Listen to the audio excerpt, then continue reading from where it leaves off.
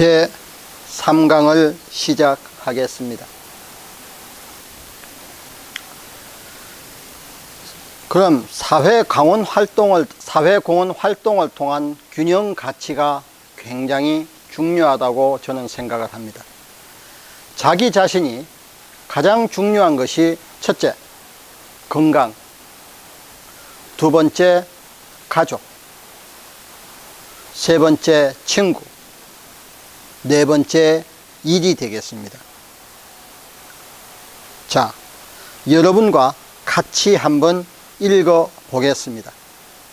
인생은 양손으로 5개의 공을 던지고 받는 게임을 하는 것이라고 합니다. 5개의 공은 일, 가족, 건강, 친구, 자기 자신입니다. 우리는 끊임없이 5개의 공을 던지고 받아야 하는데, 그 중에서 일이라는 공은 고무공이라서 땅에 떨어뜨려도 다시 튀어 올라옵니다. 하지만 건강, 친구, 가족, 자기 자신이라는 나머지 4개의 공은 유리공입니다. 그래서 한번 떨어뜨리면 돌이킬 수 없을 정도로 흠집이 생기거나 금이 가거나 아니면 완전히 깨져 버립니다. 그 5개의 공 이야기를 제대로 이해해야 제대로 된 삶을 살 수 있는 것입니다.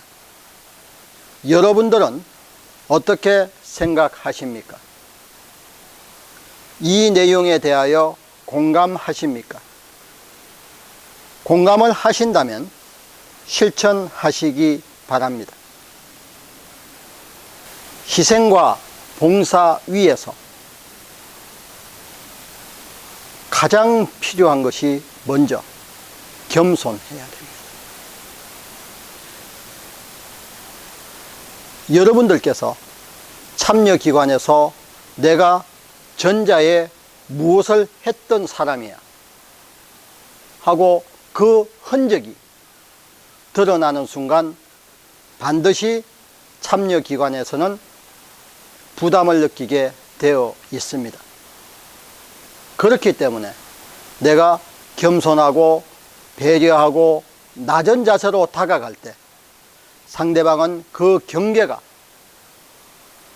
관심과 존경으로 바뀔 수 있는 가능성이 높아집니다. 다음에 진실함입니다. 진실함이라는 것은 내가 진정성 있는 것을 행동으로 보여줄 때 상대방의 관심을 받을 수 있다고 생각을 합니다. 다음에 편안함입니다. 만나면 만날수록 부담스러운 존재보다는 편안한 존재가 더 가까워질 수 있습니다. 상대가 못하는 것을 내가 가지고 있는 전문성을 통해서 완벽하게 또는 완벽에 가깝게 인정을 받을 때 여러분들의 삶은 곧 보람과 존경과 행복이라는 의미를 찾을 수 있을 것이라고 저는 확신합니다. 여러분들 동의하십니까?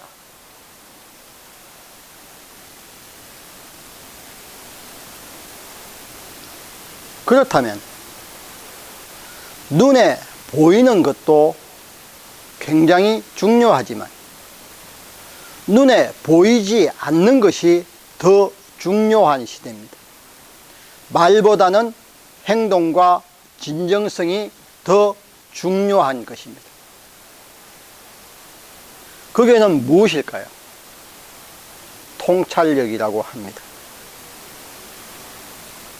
통찰력은 여러분들의 그 살아오신 삶의 이력과 내가 종사했던 그 전문성,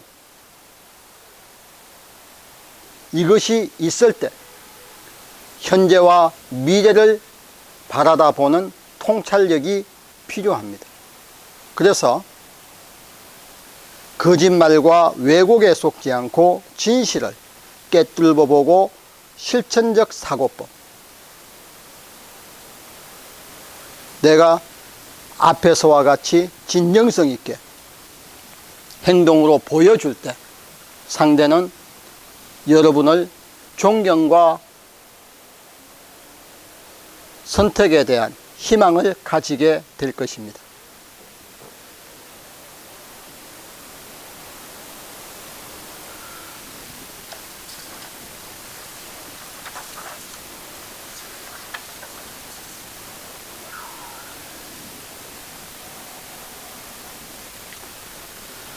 호모 사피엔스가 몰려온다. 여러분과 같이 읽어보겠습니다. 지혜 있는 인간이라는 의미의 호모 사피엔스에 빗대어 포노 사피엔스, 즉 현대적 용어로 해석하면 지혜가 있는 폰을 쓰는 인간이라고 부른 데서 나왔다고 합니다.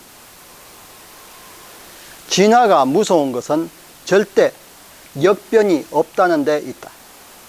2022년에는 전 인류의 80%가 여러분들이 지금 가지고 계신 스마트폰을 쓰게 될 거라고 합니다.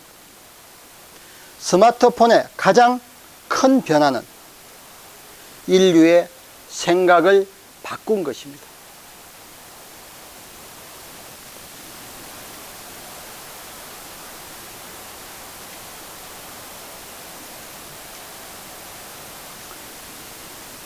보는 정보가 달라지면 생각이 달라진다. 곰곰이 우리 생각해 봅시다. 스마트폰이 등장한 뒤 사람들이 보는 정보는 달라졌고, 그래서 36억 인구의 생각이 달라져 버렸습니다. 이 정보 전달의 변화가 개인과 사회가 바뀐 가장 큰 이유입니다. 지난 30년간 현대사회 정보 전달의 중심축을 담당하던 신문과 방송은 이제 그 힘이 현저히 줄어들었습니다.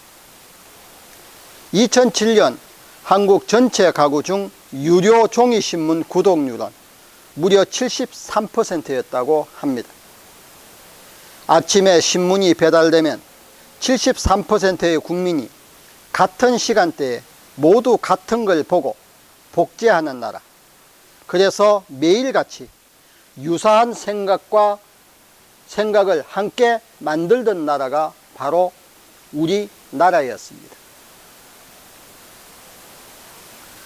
스마트폰으로 거래하고 소비하고 미디어를 보고 금융 시스템까지 새롭게 정의하는 사회가 시작되면서 이런 변화에 익숙하지 않은 기성세대는 더 이상 문명을 주도할 수 없게 된 것입니다. 아이폰의 탄생이 세상의 주인을 60대에서 30대로 바꿔버린 것입니다. 단 10년 만에 일어난 현상입니다. 위기와 기회. 이것은 혁명의 두 얼굴입니다. 다시 말해 기존 시스템에 익숙한 기성세대에게는 위기가, 밀레니얼 세대에게는 기회가 온 것입니다. 여러분은 어떻게 생각하십니까? 가상의 세계관이 없는 기성세대의 머리로는 만들 수 없는 다양한 비즈니스 모델을 밀레니얼 세대가 만들어냅니다. 대표적인 사업이 바로 앞서 언급한 우버입니다. 모든 사람에게 휴대형 인터넷 게임기가 있다면 게임의 방식으로 택시 사업을 할 수도 있겠다는 게 출발점이었던 것입니다. 2008년에 창업한 에어비앤비도 출발점이 같습니다. 에어비앤비의 시장엔 모든 사람이 스마트폰을 갖고 있다면 여행을 어떻게 바꿀 수 있을까? 여러분은 에어비앤비 말씀을 들어보셨는지요?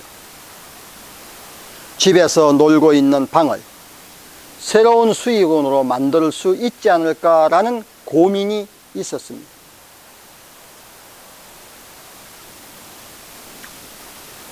즉, 포노 사피엔스만을 고객으로 생각하는 기업이 오늘날 소비자에게 선택받는 기업들입니다.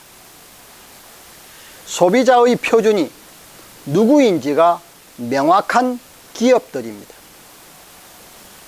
요즘 판매되는 노트북에는 CD 리더기 자체가 없습니다. 윈도우와 MS 오피스 CD를 달라는 소비자에게 이제 그만 떠나달라고 선언하는 것이나 마찬가지입니다. 앞으로는 거대한 클라우드 서비스를 기반으로 하는 모든 소프트웨어를 제공할 테니 소프트웨어 설치부터 업그레이드, 요금 지불까지 인터넷 문명을 잘 아는 사람만 쓰라고 선언한 것과 같은 것입니다. 쉽게 말해 앞으로 우리는 포노 사피엔스만 상대하겠다고 발표하고 그걸 실천하고 성공한 것입니다.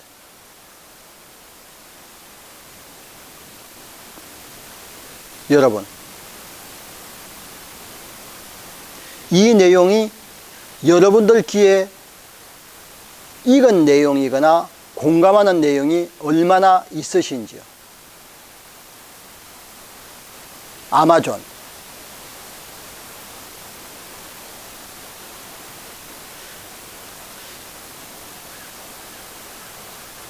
밀림, 제프 베조스는 데이터는 고객의 마음이다라고 했습니다. 말하자면 빅데이터라고 쓰고 소비자의 마음이라고 읽는 것입니다. 사실 포노 사피엔스가 주도하는 디지털 문명의 가장 큰 특징은 기업이 왕인 시대에서 소비자가 왕인 시대로 바뀌었다고 선언한 것입니다. 여러분들이 손에 쥔 이 스마트폰 덕분에 어느 기업이든 나를 만족시키는 서비스만 제공하면 순식간에 이동 가능한 시대이기 때문입니다. 참여자 여러분, 여러분은 이 말에 공감하십니까? 인류는 스마트폰을 사용하면서 자발적으로 소비 행동을 바꿨습니다. 급격한 행동 변화는 연쇄적으로 시장 생태계 전반에 혁명적 변화를 일으켰습니다. 그 변화가 원인이 되어서 제조업까지 영향을 받게 되는데 그것이 슈밥이 언급한 4차 산업혁명입니다.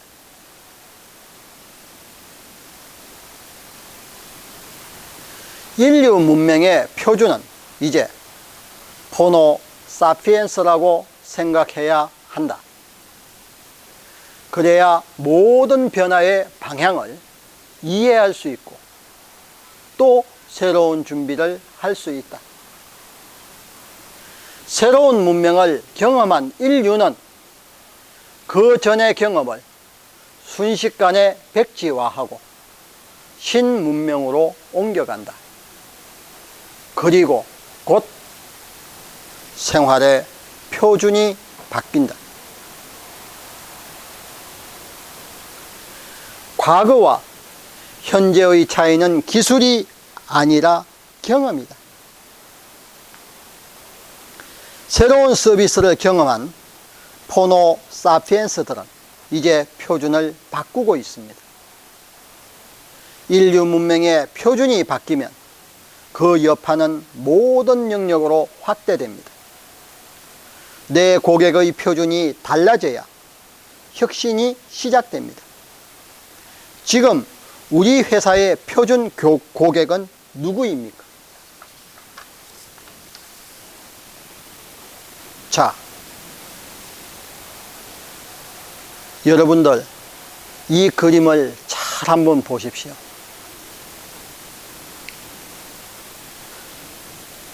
정강인간, 세포 기반 인공장기 국내외 기술 동향이라고 되어 있습니다. 자, 인공장기 기술에 대한 부분에서 우리 태극기가 몇 개 있습니까? 한국생명공학연구원에서 순환배양기, 골수 등 조형기관, 간, 장과 심장, 오가노이드가 연결된 순환배양기를 개발했다고 합니다. 한국 카톨릭대 심장, 중간엽 줄기세포 기반 심근 패치 개발에 성공했다고 합니다. 한국 한림대 피부, 환자의 세포를 활용한 피부를 개발했다고 합니다.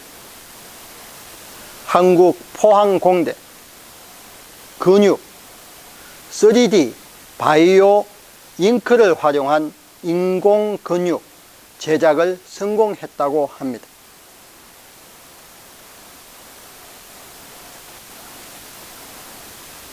여기서 단순하게 10개의 기관이 표시되어 있습니다. 거기에 우리 한국이 몇 개가 들어갔죠? 4개가 들어갔습니다.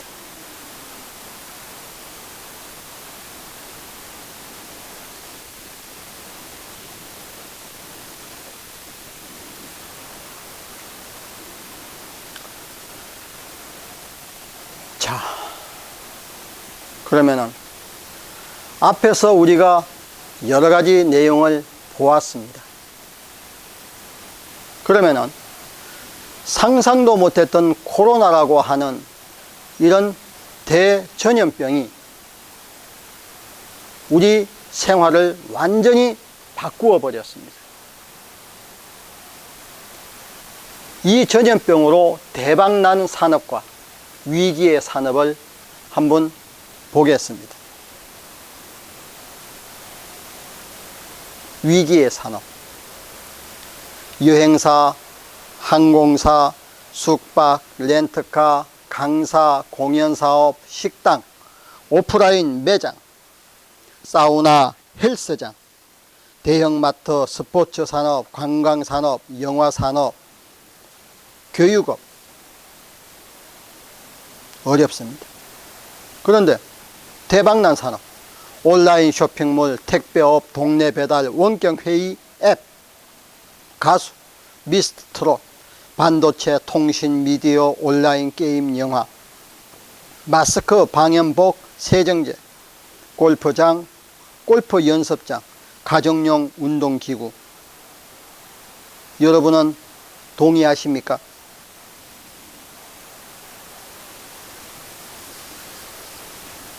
그러면은 여기서 일하는 방식의 변화, 스마트 워커라고 합니다. 즉 무슨 말이냐?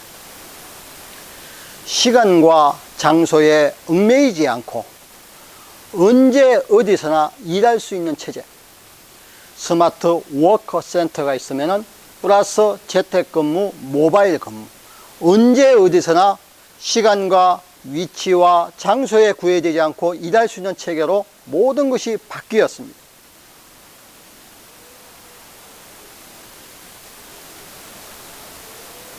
디지털 트랜스포메이션은 개인적인 변화도 아우른다고 합니다. 마하트마 간디, 당신 스스로가 당신이 세상에서 보고 싶은 변화 그 자체가 되어야 한다. 즉 세상의 변화를 보고 싶다면 우리 자신부터 변해야 한다고 생각합니다. 여러분 어떻게 생각하십니까? 구성원 각자가 자신의 개인적인 습관을 변화시킬 수 없다면 조직 전체가 크게 변하는 것은 불가능하다고 생각하는데 여러분 동의하시나요? 변화만 가지고 되겠습니까? 거기에는 속도가 관건입니다. 이론적으로 볼 때 디지털은 단순한 개념이다. 디지털의 동의어는 속도와 민첩성이라고 할 수 있다. 여기서 속도는 뛰어난 운영을, 민첩성은 변화를 만들어내는 능력을 뜻합니다. 디지털 시대의 경쟁에서 이기고 싶은가? 그렇다면 모든 것이 더 빠르고 더 민첩하게 만들어라.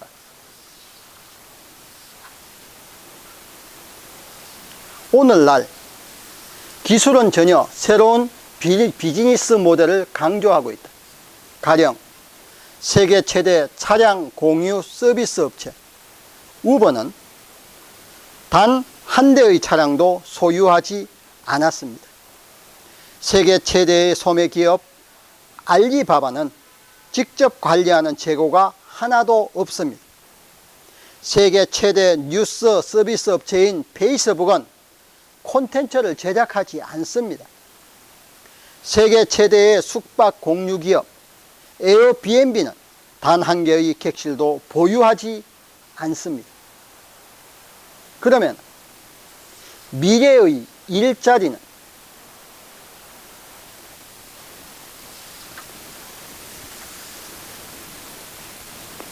인공지능이 대체하기 어려운 직업,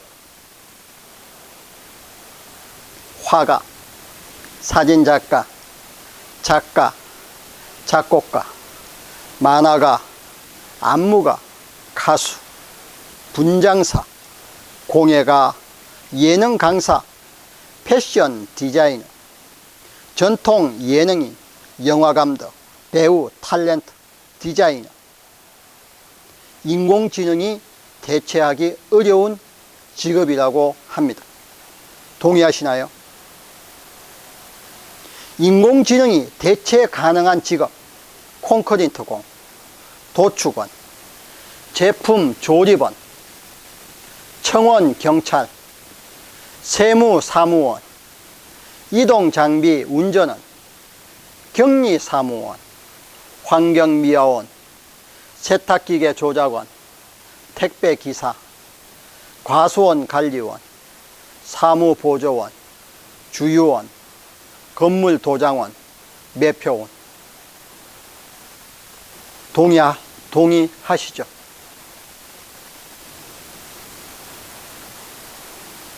그러면 결론은 어떻게 나겠습니까?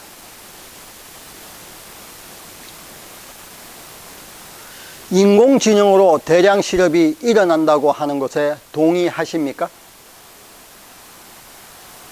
새로운 산업, 고용이 증가한다고 동의하십니까?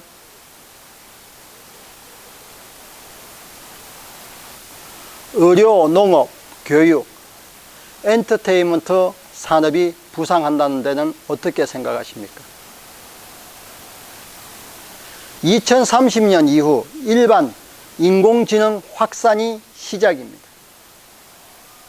2030년 동물 사육 없이 저렴하게 육류가 제공된다고 합니다. 생계를 위한 직업.